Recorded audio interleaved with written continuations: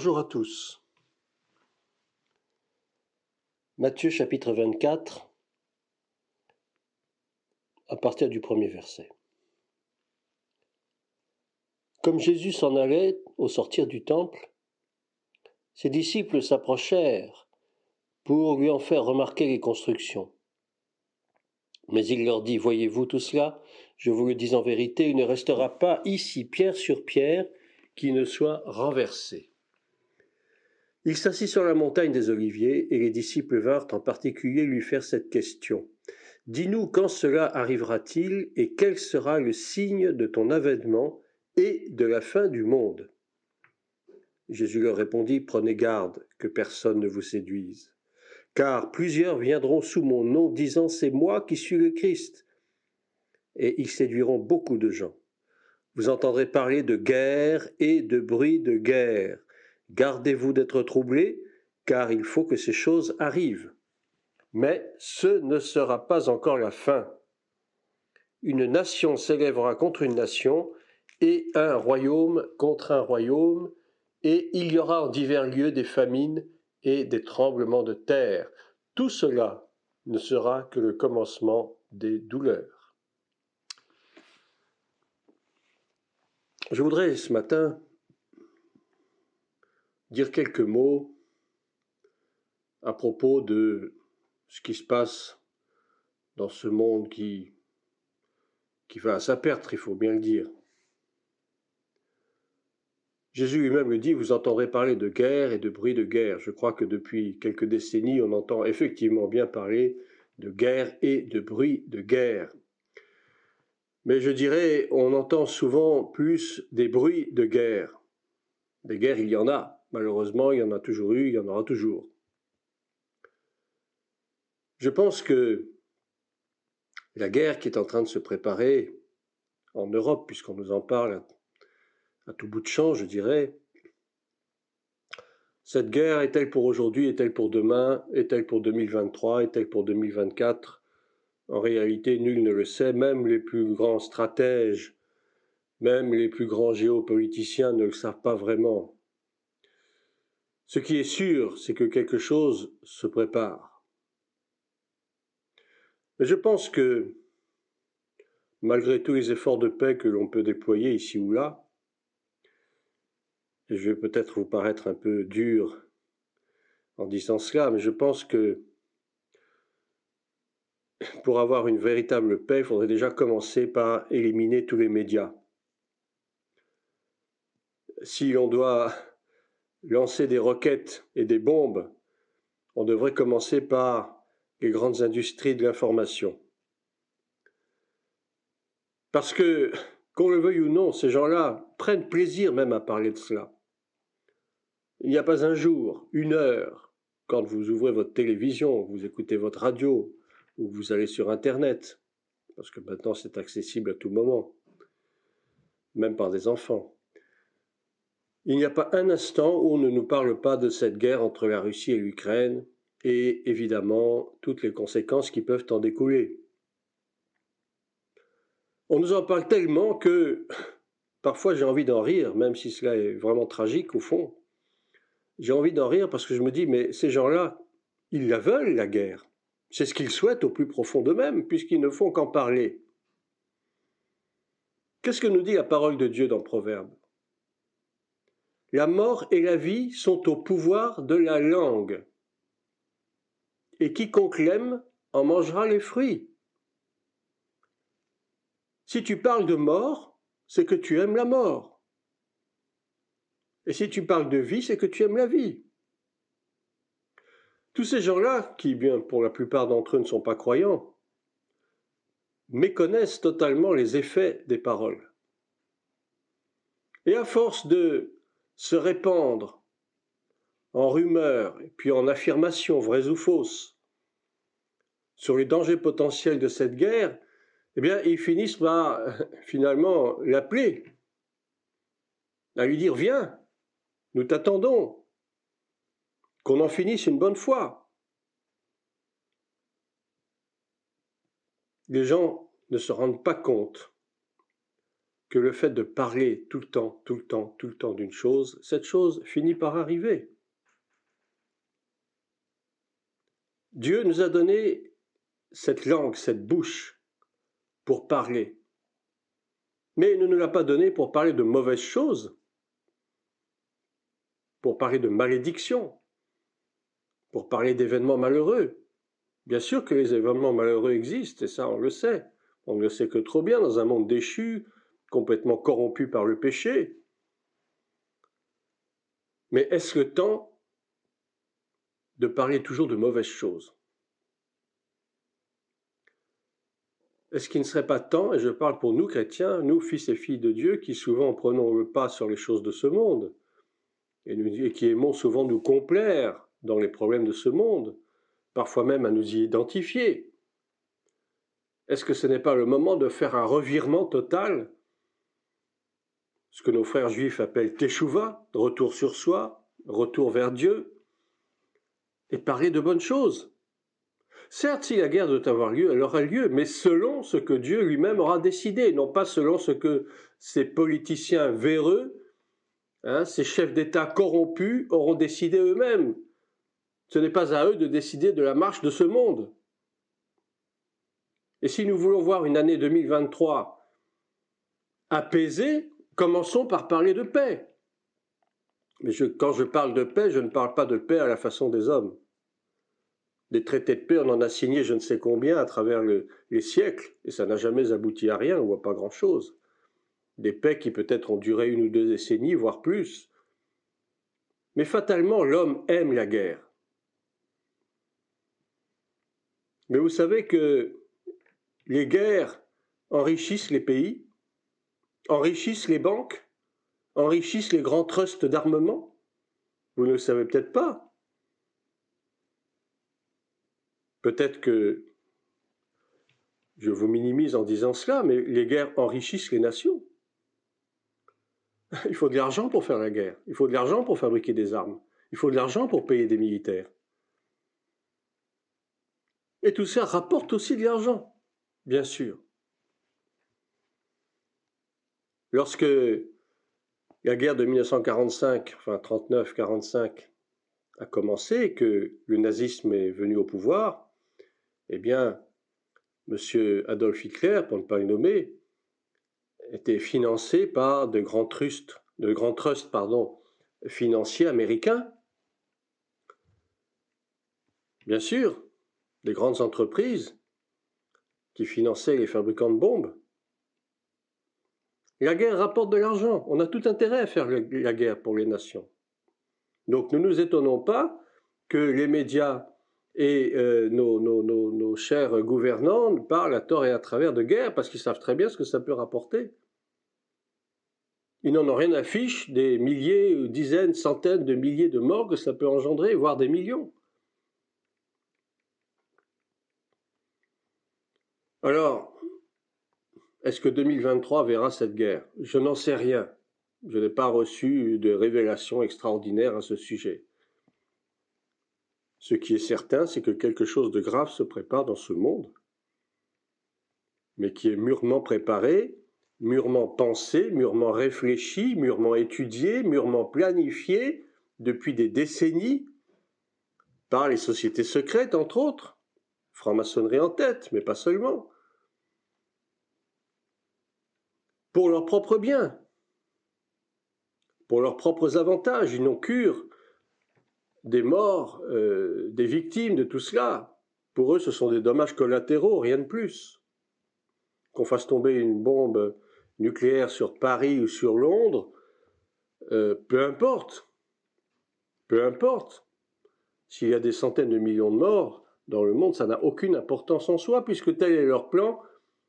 Nous sommes trop nombreux sur la Terre, il faut utiliser tous les moyens possibles pour éradiquer cette population en trop surnuméraire, soit par des épidémies, nous l'avons vu il n'y a pas si longtemps, soit par la guerre, soit par le terrorisme, soit par la famine. Tout cela, ce sont des armes mises entre les mains de ces gens dévoyés et corrompus.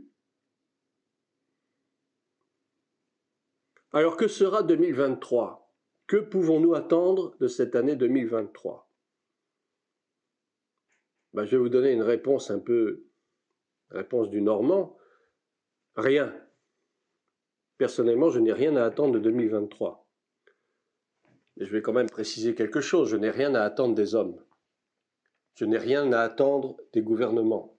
Je n'ai rien à attendre de notre président de la République. Je n'ai rien à attendre du président des États-Unis. Je n'ai rien à attendre de personne.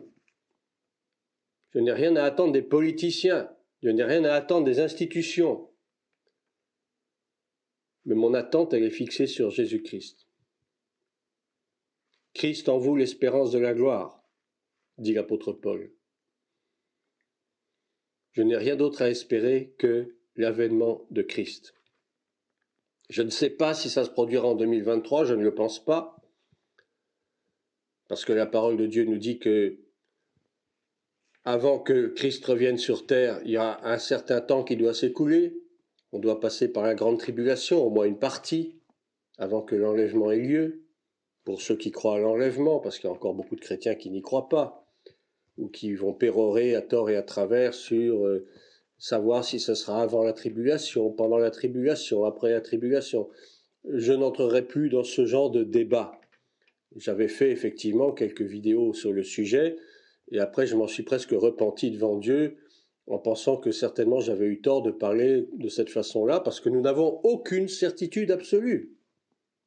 Autant la parole de Dieu est la vérité absolue, irréfutable, autant nos interprétations sont sujettes à caution. On peut dire des vérités et non pas la vérité. On peut être sincèrement dans l'erreur. La sincérité n'est pas la vérité. On peut sincèrement se tromper, et je peux m'être sincèrement trompé sur beaucoup de choses. Pour ceux qui ont écouté et lu mes vidéos, j'en ai fait quelques-unes sur l'enlèvement de l'Église, sur l'Antéchrist. Bon, disons que ce sont le fruit de quelques recherches personnelles, mais qui n'engagent que moi finalement. Vous n'êtes pas obligé de me croire, et je ne possède pas la vérité. La seule vérité, c'est celle de la parole de Dieu, de la Bible. C'est la seule. Tout ce que les hommes peuvent écrire, penser, dire est sujet à caution. Telle vérité d'aujourd'hui peut devenir mensonge demain. Un monde complètement qui se fourvoie dans l'erreur, qui est en train de préparer un événement planétaire. Cette guerre, on dirait qu'il la souhaite, qu'il la veulent, comme je le disais tout à l'heure. Mais est-ce que c'est la volonté de Dieu? C'est vrai que toutes ces choses arriveront, nous le savons, et il le faut, puisque ce sont les prophéties bibliques, elles doivent s'accomplir. Les prophéties de Daniel, d'Apocalypse doivent s'accomplir, et elles s'accompliront, mais en leur temps, pas au temps des hommes, pas au temps de monsieur un tel ou de monsieur un tel. Ce n'est pas eux qui décident de l'avenir du monde. C'est vrai, Dieu leur a donné le pouvoir de gouverner les nations, mais qu'est-ce qu'ils font de ce pouvoir? Comment utilisent-ils ce pouvoir? Utilisent-ils ce pouvoir, pardon? La plupart du temps, ils l'utilisent pour leur propre profit. Ils se fichent pas mal du peuple. Ils se moquent pas mal des chômeurs. Ils se moquent pas mal des familles démunies, des familles disloquées, divisées. Ils se moquent pas mal de ces jeunes qui n'ont pas d'avenir, qui n'ont pas de travail, qui n'en trouveront vraisemblablement pas, ou au prix de tellement de difficultés, d'épreuves à surmonter. La vie en 2022 n'est plus celle des années 60, celle qu'on appelait les 30 glorieuses. Les 30 glorieuses, elles sont terminées, enterrées. On n'en parle plus. Que nous réserve 2023? Rien d'autre que l'espérance en Christ que nous devons garder chevillée au cœur. Je n'ai pas foi dans les politiciens. Moi-même, la politique ne m'intéresse pas. Je ne fais pas de politique. Je n'appartiens à aucun parti politique. Mais je suis quand même un citoyen. Je paye mes impôts. Je travaille. Je suis un citoyen comme les autres. Et j'ai totalement le droit de m'intéresser à l'avenir de mon pays. C'est la moindre des choses. Sans vouloir entrer dans les détails, sans vouloir être partisan de tel ou tel, je ne suis partisan de personne, je suis partisan de Christ, c'est tout. Les hommes politiques n'ont pas besoin de mes voix. Je dis et je le répète, mon espérance pour 2023, elle est centrée sur Christ et sur Christ seul. Quoi qu'il arrive en 2023, et évidemment, il n'y aura pas de bonnes choses en 2023. Et je ne suis pas prophète. Rassurez-vous, je ne suis pas là pour prophétiser quoi que ce soit, ni en bien, ni en mal. Ce que je dis, c'est que les troubles sociaux vont s'aggraver, avec des risques de guerre civile à la clé. C'est déjà commencé à certains endroits. Vous avez des échauffourées assez violentes entre la police et certaines franges de la population. Ce qui va arriver aussi, c'est que le taux d'immigration va constamment augmenter. Et ça va créer bien évidemment, des tensions dans la société. Ce que je dis aussi, c'est que les institutions ont de moins en moins de pouvoir, que petit à petit, nous allons voir tous nos droits disparaître comme peau de chagrin, et c'est déjà commencé, que finalement, il va y avoir effectivement, et c'est déjà commencé aussi, des pénuries alimentaires, des famines. J'allais dire des farines, oui, effectivement, il peut y avoir des pénuries de farine, comme il y en a eu d'huile, comme il y en a eu de moutarde, comme il y en aura peut-être de sucre, ou de couches pour bébé, de papier toilette, ou de je ne sais quoi. Mais tout est fait pour affoler les gens, tout est fait pour leur mettre la peur dans le cœur. Et ils ont très bien réussi, tous ces politiciens véreux qui étaient au pouvoir dans les années 2020. Ils ont réussi à mettre la peur dans le cœur des gens. Ils ont peur de tout, ils ont peur de sortir, ils ont peur d'aller au cinéma, ils ont peur d'aller au restaurant, ils ont peur de mourir de je ne sais quoi. Et des morts, il y en a tous les jours. Et nous savons pourquoi. Je n'entrerai pas dans les détails, bien sûr.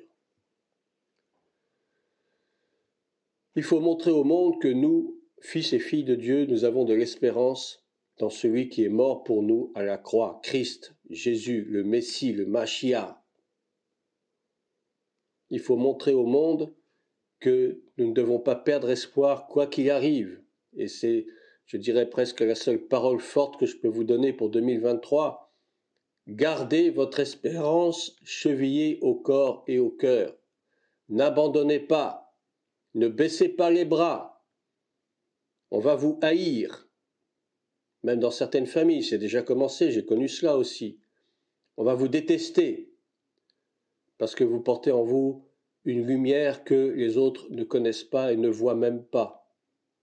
Ils n'en ont même pas l'intuition. 2023, je n'ai rien à en espérer parce que mon espérance, elle est en Christ. Elle n'est pas ni dans la politique, ni dans quoi que ce soit.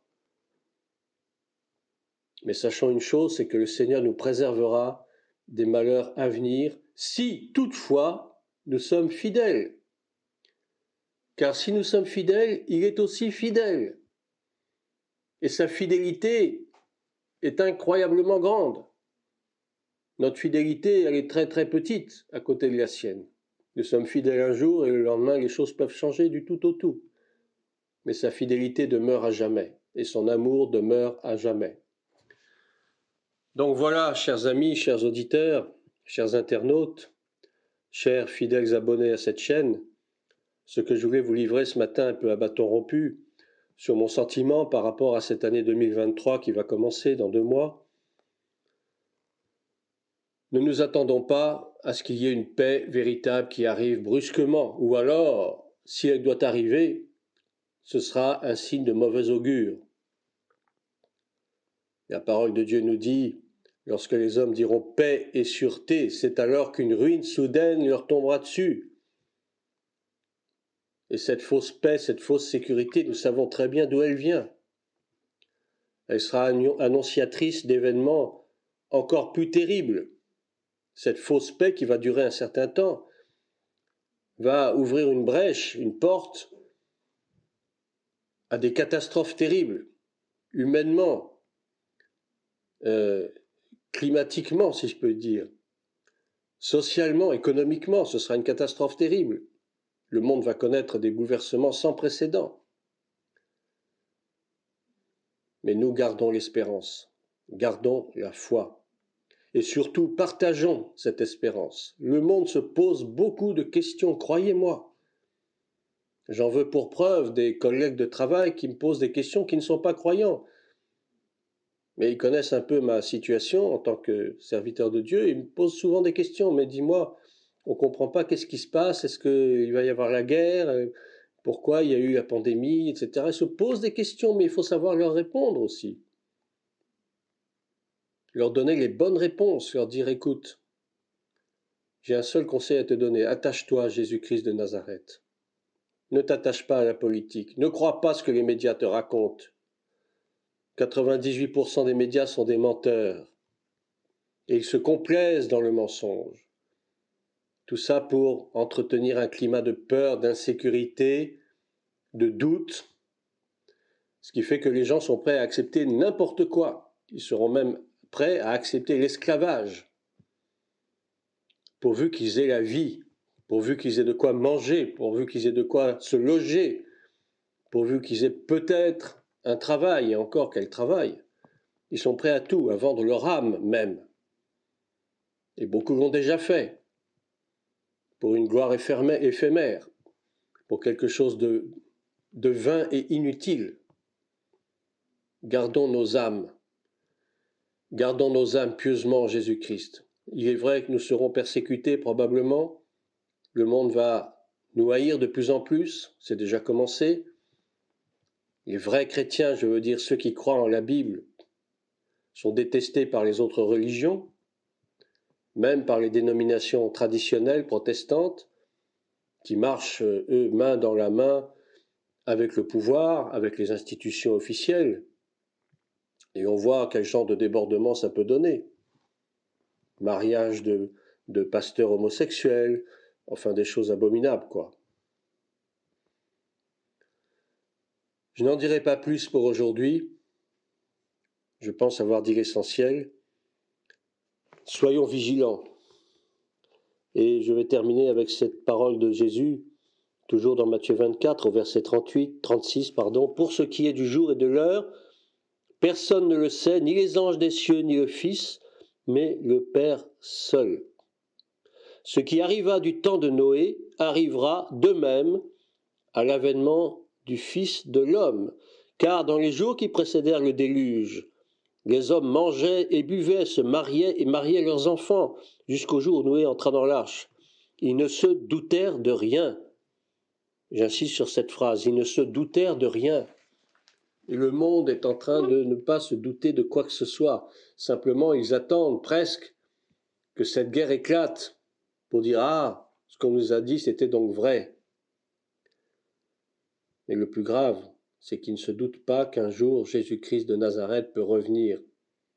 Et là, ça va faire du dégât, croyez-moi. Ce qui arriva du temps de Noé arrivera de même à l'avènement du Fils de l'homme. Car dans les jours qui précédèrent le déluge, les hommes mangeaient, buvaient, se mariaient. Est-ce que c'est mauvais de manger, de boire, de se marier? Non, c'est pas là le problème. La question n'est pas là. La question est dans le fait que les hommes seront insouciants de ce qui est en train de déferler sur le monde. Ils seront dans l'insouciance, ils seront dans la distraction, ils seront dans le divertissement, tel que nous voyons dans les églises aujourd'hui, le divertissement. On fait des programmes de divertissement, on fait des danses, on fait des sketchs, on fait du théâtre, soi-disant chrétien. Mais tout ça, c'est pour noyer le poisson. C'est parce qu'on a peur de dire la vérité aux gens. C'est tout. Alors pour masquer la vérité, on va enrober ça avec du sucre, on va faire des bonbons, des choses bien bonnes à avaler et à digérer, pour que les gens continuent à vivre dans l'ignorance. Mais le jour où le Seigneur va commencer à frapper, et il a déjà commencé à frapper, même dans l'Église, car la parole dit que le jugement va commencer par la maison de Dieu. Et je crois que le jugement a déjà commencé par la maison de Dieu. Des ministères qui sont en train de fermer leurs portes, des pasteurs qui meurent, même jeunes, on ne sait même pas pourquoi, brutalement. Des choses incroyables qui se passent dans l'Église, des abominations, des scandales sans nombre. Tout ça, c'est le résultat du péché de l'homme. Or, Dieu juge le péché, particulièrement dans sa maison. Sa maison doit être sainte, sa maison doit être sanctifiée. Mais si les chrétiens eux-mêmes ne marchent pas dans la sanctification, la maison est souillée. Voilà, chers amis, je vais vous laisser sur ces quelques mots. peut-être un peu virulent, mais il est temps, comme je le disais tout à l'heure, de faire teshuva, de revenir vers soi, se repentir, demander pardon au Seigneur pour qu'il nous préserve des calamités à venir. Bonne journée à tous, que Dieu vous bénisse.